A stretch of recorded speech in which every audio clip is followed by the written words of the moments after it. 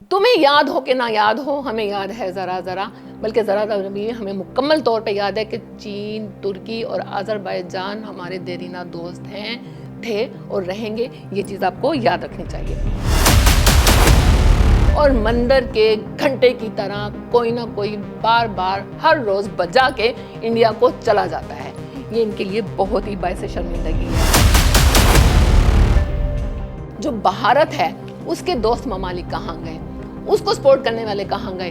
اس کو سپورٹ کرنے والا جو سب سے بڑا حامی تھا امریکہ، جو سب سے بڑا حامی تھا ٹرمپ، وہ کہاں گیا؟ ناظرین، اس حوالے سے اگر دیکھا جائے تو مودی جو تھا وہ ٹرمپ سے بڑی جپیاں پپیاں کر کے ملا تھا، لیکن اس دفعہ اس کی جپیاں پپیاں شونیاں مانیاں کچھ بھی کام نہ آیا۔ مودی نے جو آنکھیں تھی وہ ماتھی پر رکھ کر مودی کو لات مارا۔ ڈونلڈ ٹرمپ قطر میں جاتے ہیں، ٹیم کوک جو کہ ایپل کے سی ای او ہیں، ان سے مخاطب ہو کر کہتے ہیں کہ اب مزید فیکٹریاں بھارت میں لگانا بند کرو۔ بھارت میں ٹیرف بہت زیادہ ہے اور یہاں پر اب کسی بھی چیز کا بیچنا بہت مشکل ہے۔ بھارت اپنا خیال خود رکھ سکتا ہے۔ انڈیا کی، ہمارے دشمن کی کیا ویلیو رہ گئی، کیا اہمیت رہ گئی؟ صرف کھوکھلا پن نظر آیا ہے، صرف بزدلانہ پن نظر آیا ہے، صرف گھٹیا پن نظر آیا ہے۔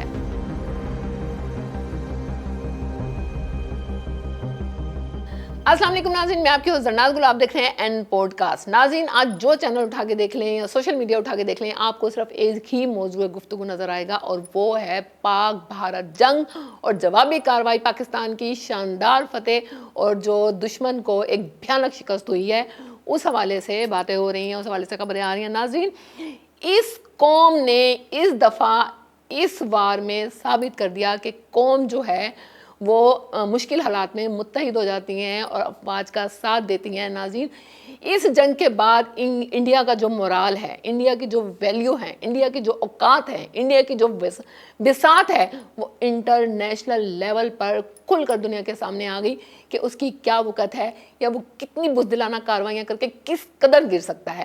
لیکن ناظرین، اس وار میں ہماری پاکستانی قوم نے پاک افواج کی بے مثال حمایت کر کے بھرپور محبتوں کے ساتھ جو تاریخ رقم کی ہے، اس کی مثال نہیں ملتی۔ اور اس کے بعد میرا خیال ہے دشمن اب تک ہوش میں نہیں آیا، اور جیسے جیسے ہوش میں آتا ہے وہ دیوانہ ہو چکا ہوتا ہے، سٹپٹا کے رہ گیا ہے، تل ملا کے رہ گیا ہے۔ بھارت جو کہ ہمیشہ سے ہی ایک بزدل اور گھٹیا دشمن ثابت ہوا ہے، لیکن اس بار اس کو ایسا سبق ملا ہے کہ آئندہ پاکستان کے خلاف یا پاکستان سے پنگا لینے کی وہ سوچ بھی نہیں سکتا۔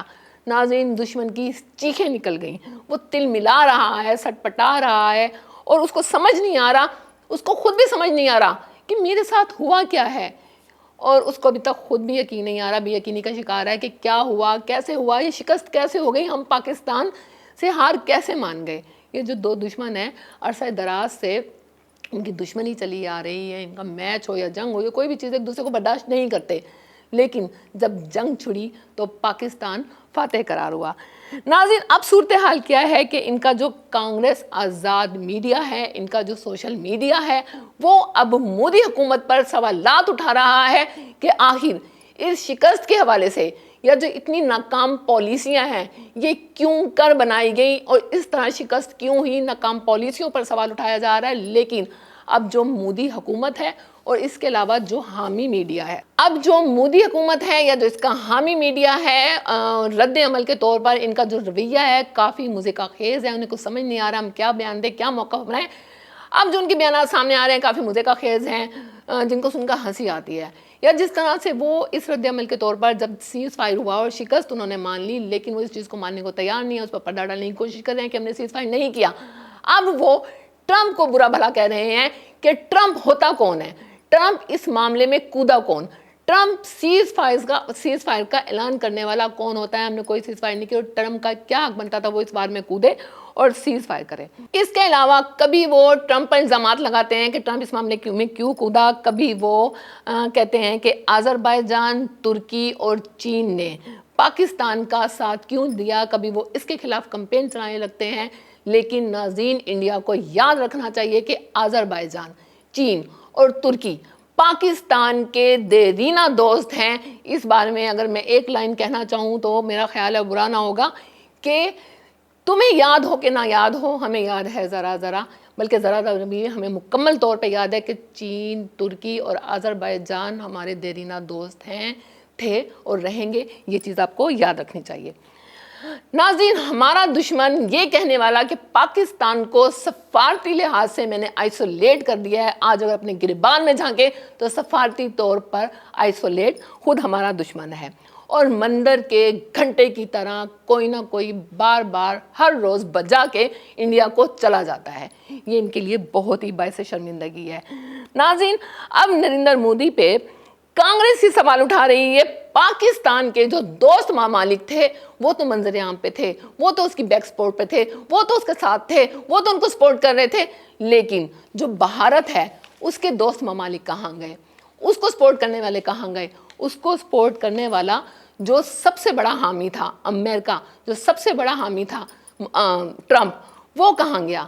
ناظرین، اس حوالے سے اگر دیکھا جائے تو مودی جو تھا وہ ٹرمپ سے بڑی جپیاں پپیاں کر کے ملا تھا، لیکن اس دفعہ اس کی جپیاں پپیاں شانیاں مانیاں کچھ بھی کام نہ آیا۔ مودی نے جو آنکھیں تھی وہ ماتھی پر رکھ کر مودی کو لات مار دی۔ ناظرین، اس کے ساتھ ہی ان بیزتیوں کے ساتھ ہی ہر دن ہی کوئی نہ کوئی بیزتی منظر عام پر آتی رہتی ہے۔ انڈیا کو کسی نہ کسی طریقے سے شرمندہ ہونا پڑتا ہے، اور جس پر پردہ ڈالنا تقریباً ناممکن ہو جاتا ہے۔ ہر گزرتے دن کے ساتھ انڈیا کی بیزتی ہو رہی ہے، انٹرنیشنل لیول پر ان کی اوقات، ان کی ویلیو، ان کی بساط جو ہے وہ کھل کے سامنے آ چکی ہے۔ انڈیا والوں، ہماری پاک فوج کی وجہ سے آپ کی جو بے عزتی ہوئی ہے وہ کمال ہے، بڑھیا ہے، ودیا ہے، جو کہ ایک کاری ضرب کی طرح آپ کو محسوس ہو رہی ہوگی اگر محسوس کی جائے تو، اور اگر ڈھیٹ پنا نہ کیا جائے تو، لیکن آپ کا پھڑ پڑانا، گڑ گرانا، تل ملانا قابل دید ہے، مزہ آ گیا۔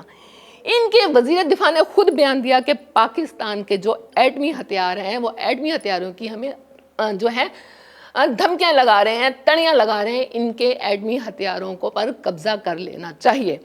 ناظرین، ان کے سوشل میڈیا پر بھی فیک نیوز چل رہی ہیں جس میں کافی ان کو ایکسپرٹیز ہیں، کافی ماہر ہیں جھوٹی خبریں پھیلانے میں۔